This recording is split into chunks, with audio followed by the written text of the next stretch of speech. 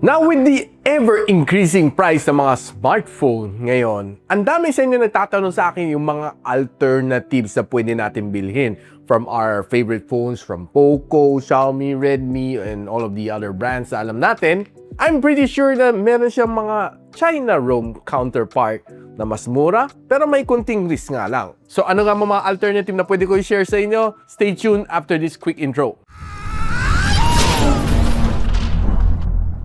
So I did my research, no. Recently, naglabas si Gadgetsidekick Beyond Review about yung mga tumaas na presyo na nakuha niya from the market. Xiaomi, si Samsung, si Nubia, all of the other brands na alam niya na nagtaas sa presyo, old price and new price. Ngayon, it leaves you wondering kung grabe ang laki ng tinaas, no? Let's just take for example si Poco F8 Ultra na dating 39,999. Ngayon, you should be buying it for around 53,000 pesos, which is mind-blown sa mahal ng presyo. There's always an alternative naman. Napapanood nyo naman dito sa aking channel na nire-review naman natin yung mga China ROM counterparts nila. Now, isa-isahin natin, no, yung mga feel kong personally na sulit na pwede ko pa i-recommend sa inyo yung mga alternative for this year. I think this is still goods for quarter 3 and quarter 4 ng 2026. So let's get it started. First up is yung ating favorite na Poco F8 Pro. Selling currently at around 39,000 pesos. Meron siyang eksaktong counterpart na China ROM, which is the Redmi K90. Magkamukha sila, it's exactly the same, except that there's something a little bit better dito sa K90. Definitely, yung kanyang presyo is better kasi 31,700 pesos ang presyo nito. That's quite a big difference, di ba? Pagdating sa processor, wala naman sila pinagkaiba. Qualcomm Snapdragon 8 Elite, so same lang naman sila, powerful naman sila. Pagdating sa display is exactly the same.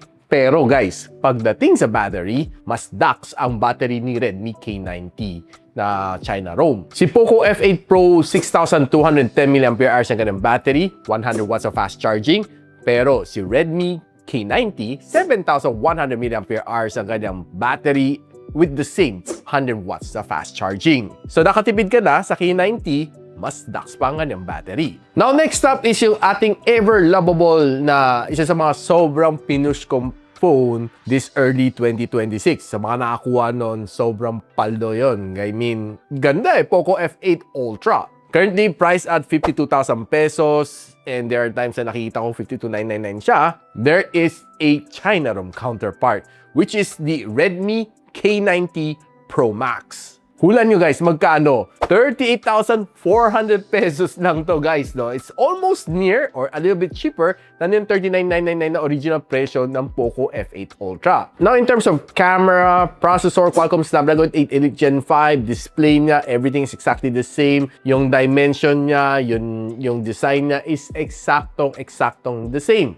Except yung kanyang battery again. Si Poco F8 Ultra, 6,500 mAh ang kanyang battery. Pero hula nyo, si Redmi K90 Pro Max, aba, mas malaki, mas lax. 7,560 mAh ang kanyang battery. So meaning you're getting a 1,060 mAh bigger at a big discount. So nakatipid ka na, nakatikim ka pa ng lax. Now, yung next natin is isa rin sa mga favorite ko, si Poco X8 Pro. Honestly, tumaas siya pero hindi naman sobrang grabe. Currently spotted at around 25,800 pesos, pero there is always a counterpart, si Redmi Turbo 5. This one, 24,400 pesos. So, there's still a little bit of difference, no? Pagdating sa presyo, mas tipid ka pa rin sa China ROM. Everything is the same, dimension niya. I can't remember, no, kung pareho ba sila yung kanyang camera ring may LED or si China ROM lang. Pero if ever, baka si China ROM lang merong ilaw, no? If yun ang naalala ko sa Turbo 4 series. But nevertheless, hindi naman sobrang importante. It's just LED light, no? Pero yung kanyang processor, Dimensity 8500 Ultra, pareho naman sila. Dimension ng phone, yung kanyang camera, yung kanyang display is eksaktong the same. Except yung battery pa rin. Si X8 Pro having a 6,500 mAh na battery, pero si Turbo 5 having a 7,540 mAh na battery Both supporting 100 watts of fast charging. And yeah, the same din, sasabihin ko sa inyo, nakatipid ka ng konti, pero nakatikim ka ng DAX na battery. Yun yung isa sa nakakalungkot no, sa mga global variant natin. You can always give us the same size ng battery. But I think if tama yung na-research ko, yung natanong ko sa mga one of the few executives sa medyo ka-close ko, I think it's due to some regulation ng mga battery certification ng global. Kaya kailangan nila paliitin for some reason, no, which I have yet to know. Kasi I need to dig deeper. Bakit nga ba? Pwede naman nila i-release ng same, di ba? I mean, sa China regulation pwede. Pero pagdating sa global regulation, hindi pwede. So, they are forced to make it smaller, yung capacity ng battery. Now, moving on is another one of my favorites, the Poco X8 Pro Max. This phone is priced at currently 39,500 pesos and yung kanyang counterpart is the Redmi Turbo 5 Max. Max na max ang phone na ito pero hindi max ang kanyang presyo. 28,400 lang tong phone na ito and it's roughly an 11,000 pesos na price difference between this one and the Poco X8 Pro Max. Now, everything is still the same. Camera, yung kanyang processor which is the Dimensity 9500S. I really can't remember no kung may LED light nga ba siya sa kanyang camera ring. Pero one thing's different is yung kanyang battery pa rin. Pero this time, it's closer. Kasi si Poco X8 Pro Max, 8,500 mAh sa kanyang battery. Pero si Redmi Turbo 5 Max, 9,000 mAh. So, it's just half the DAX lang ng X8 Pro. Kasi 500 mAh lang ang nilamang netong phone na ito. Well, still lamang ka pa rin kasi nakatipid ka roughly 11,000 pesos and you still get to have a 500 mAh na bigger battery sa Redmi Turbo 5 Max. Now, tapos na tayo sa Poco. Let's head on over naman sa Xiaomi. There's just two phones lang naman na pwede ko i-compare, no? Si Xiaomi 17 and si Xiaomi 17 Ultra. Si Xiaomi 17 here in the Philippines, it's going to cost you at around mga 53,000 pesos. And si Xiaomi 17 na China ROM, it's exactly the same banana except that yung battery pa na pag-usapan natin later, mas mura siya. The same banana, 38,000 pesos. So, you'll see a 15,000 pesos difference dito sa dalawang phone na ito with exactly the same specs. Except na pagdating sa battery, si Global 6,330 mAh, si China ROM having a 7,000 mAh na battery. Exactong the same performance, wala naman sila pinagkaiba kasi pareho na sila nahawakan. When honestly, I'll say na mas sulit ka pa rin sa China ROM kasi you get better battery and you get the same specs at a cheaper price. But of course, there's always the risk na walang warranty here in the Philippines. And here is the more exciting part. Si Xiaomi 17 Ultra. Ang kanyang global variant would cost you 100,000 pesos dahil it's a 99,999. Ni-round up na natin, no? Piso lang naman ang diferensya. And si Xiaomi 17 Ultra na China ROM variant will cost you 71,000 pesos. So that's nearly a 30,000 pesos na price difference. Ano nga ba pinagkaiba na itong dalawa? Well, pareho naman sila Leica lenses, pareho naman sila Qualcomm Snapdragon 8 Elite Gen 5, pareho naman sila UFS 4.1, pareho naman kanilang display. Pero there's two things na difference dito sa dalawang phone na ito. One is that si China ROM meron siyang two-way satellite communication na wala ni global variant and well, honestly, it won't work din naman sa global kasi it only works with a China mobile SIM. And two, yung kanyang battery pa rin pag-uusapan natin. 6,000 mAh ang global, 6,800 naman ang China ROM. So, you save 30,000 pesos without warranty pero you get better specs pa rin. Now, right now, let's head on over naman kay Redmi sa mid-ranger ni Xiaomi. And pag-usapan lang natin just one phone, si Redmi Note 15 Pro Plus. Yun din ang tawag sa kanya pagdating sa kanyang China ROM variant. Exactong the same, yun din naman tawag sa kanya. Pero pagdating sa presyo, may kunting diferensya din. Ang Redmi Note 15 Pro Plus dito sa global variant would cost you at around 22,500 pesos. Samantala, yung kanyang China ROM counterpart would only cost you 18,400 pesos. So that's still 4,000 pesos na price difference. Pero dito sa dalawang phone na ito, may kunting diferensya na sila. Pareho naman sila Qualcomm Snapdragon 7S Gen 4, pareho naman kanyang display, pareho kanyang design. Pero pagdating sa camera, they're slightly different. Si global variant has a 200MP na main camera sensor with a 8MP na ultra-wide lens. Yun lang. Pagdating sa China ROM, medyo nerf konti ang kanyang main camera sensor 50MP. Pero meron siyang telephoto lens na 50MP and a 8MP na ultra-wide lens. So, lamang ka pa rin sa China ROM kasi meron siyang zoom lens. Pagdating sa battery, lamang pa rin si China ROM, 7,000 mAh with a 90 watts of fast charging. Pero may advantage din kunti si Global, kahit 6,500 mAh lang siya, pero 100 watts agad na fast charging. And take note guys, may eSIM si Redmi Note 15 Pro Plus sa Global. Yung kanina sinabi ko dalawa doon, si Xiaomi 17, Xiaomi 17 Ultra, parehong may eSIM din ang kanyang global variant na wala ng China ROM. But of course, there's always alternative. Si Gadget Sidekick pa, alam na alam ko yun. You can always buy a smart multi-SIM, ikabit mo lang sa China ROM phone mo, and it would support eSIM. 5 eSIM pa ang pwede mo ilagay dyan. And kung hindi ka pa happy, you can always buy yung mga tipong like X-eSIM, Fiber. You can put almost unlimited number of SIM cards inside that physical SIM. Now, the next one, we're going to make it super exciting. Si Oppo Reno 16 Pro. Pagdating sa global, pinagtatawanan natin yan. Kanyang presyo, it's out of this world. You have a MediaTek Dimensity 8550 and you're charging 75,000 pesos. Grabe. Mind blown sa kanyang presyo. You're trying to be a flagship. Tinalo mo pa almost si Fine X9 na base variant. Now, guess what? Si Oppo Reno 16 Pro na China ROM variant, 40,500 pesos lang siya. Imagine the price difference guys, no? Kung si Xiaomi 17 Ultra has almost a 30,000 pesos na price difference, etong si Oppo Reno 16 Pro breaks that record. 35,000 ang kanyang price difference. And it doesn't stop there. The specs ng China ROM is way better as well. The only thing na nakita ko lamang ng global is may eSIM support. Pero sa display pa lang, medyo magkaiba na sila. 6.78-inch na LTPO AMOLED si China ROM. And it's just a AMOLED display na 6.31 si Global ROM. Imagine mo, mas maliit na nga siya,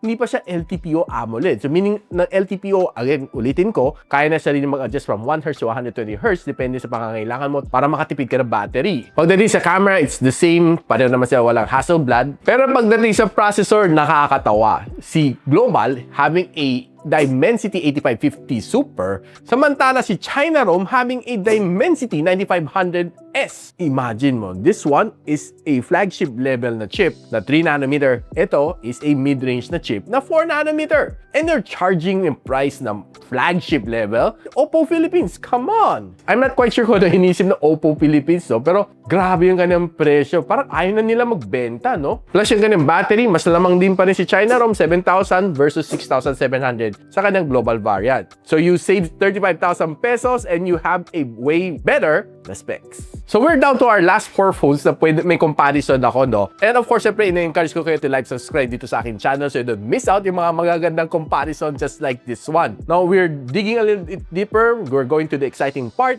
Kay OnePlus naman tayo. Pagdating sa OnePlus, there's quite a few comparison na pwede natin gawin. Pero just to keep it short and simple, kinompress ko lang into 2 phones na feel ko importante may bahagi ko sa inyo. OnePlus 15R sa global ROM, which costs you around 35,000 pesos. And there is my favorite, si OnePlus A6. That costs you 27,000 pesos.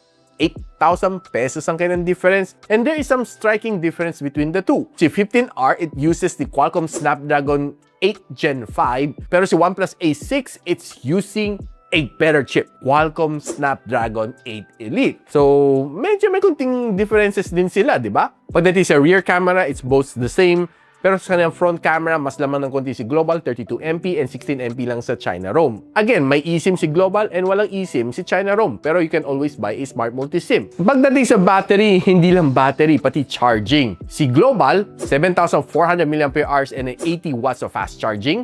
Si China ROM is 7,800 mAh with a 120 watts na fast charging. So you're getting 8,000 pesos na price difference with still better specs. And ito is getting a little bit exciting. Si OnePlus 15 na global and si OnePlus 15 na China ROM, they're almost 2 identical products. If I'm correct, exactly the same lang silang dalawa. Parang carbon copy lang siya, no?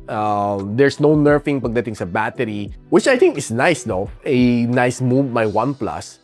Siguro the only difference is that si China ROM walang eSIM, si Global ROM may eSIM. Pero the price difference is medyo malayo din. Si OnePlus 15 na global ROM is priced at around mga 47,800 pesos. Samantala si OnePlus 15 na China ROM variant is priced at around 39,900 pesos. So there's still a roughly 8,000 pesos the price difference with exactly the same thing, and you save a lot. And of course, we're moving on sa Vivo. So to my favorite phones, Vivo X300 Ultra, i-compare lang natin ganang price between global and China ROM. Now this one is going to be a shocker. Both has exactly the same specs naman, si Vivo X300 na global and Vivo X300 na China, except siguro pagdating sa eSIM, may eSIM din si global, walang eSIM si China. Pero yung kanyang presyo is malaki ang difference niya. Si global, you'll be buying it for 66,200 pesos based sa huling check ko. And si China ROM, 39,300 pesos. So that's roughly 27,000 pesos price difference with exactly the same thing. Pero you still save a lot, di ba, sa China ROM? And sa Ultra, mas magugulat ka pa. Sa Vivo X300 Ultra is priced at 109,999. Sabihin na natin 110,000 pesos. Samantalang ganun, China ROM that's exactly the same model. Wala pa yung mga camera lensa, wala pa yung mga camera kit. It's priced at 71,000 pesos. So this one breaks yung price difference sa Oppo Reno 16 Pro na 35,000 pesos. This one, ang difference, 39,000 pesos, no? Just imagine, no? I would really imagine kung what's the cost, but ang mahal ng mga global ROMs. One is that sobrang exaggerated ang tax rate sa Pilipinas, and yet yung mga tax natin napupunta lang din sa flood control project na palpak naman. Other than that, I'm not sure kung bakit ganun kamahal ang global variant. Of course, alam naman natin mga certification and Google license, pero masyadong malayo ang price difference na 39,000 pesos. What do you think, guys? So with that said, sa haba ng video natin na ito, I hope na may natutunan naman kayo dito, no? I'll put everything, lahat ng links dyan sa description box below para tingnan nyo na lang, no, kung anong mga gusto nyong bilhin for the upcoming sale. Hopefully, it would go a little bit lower, pero I guarantee you for the rest of 2026, hindi bababa na masyado ang mga presyo. Let's just hope na hindi pa sila lalong tumaas at the end of the year. So with that said, guys, I hope na may natutunan kayo dito and naturuan naman kayo dito sa ating comparison kahit medyo nakakapagod sa akin mag-research and do all of those comparisons just for you. I'm personally very happy kung nakapagtulong naman ako sa inyo in one way or the other. So kung nakatulong naman ako sa inyo, I hope na mag-subscribe kayo dito sa akin channel and ma-notify kayo on the future videos just like this one. And hanggang dito muna ako and I'll see you on my next video. Peace out. And so ako para si Richmond and you're watching Gadget Sidekick. Like and subscribe to my channel. Don't forget to hit that notification bell. For one of my latest uploads, click dito. And for one of my popular uploads, click here.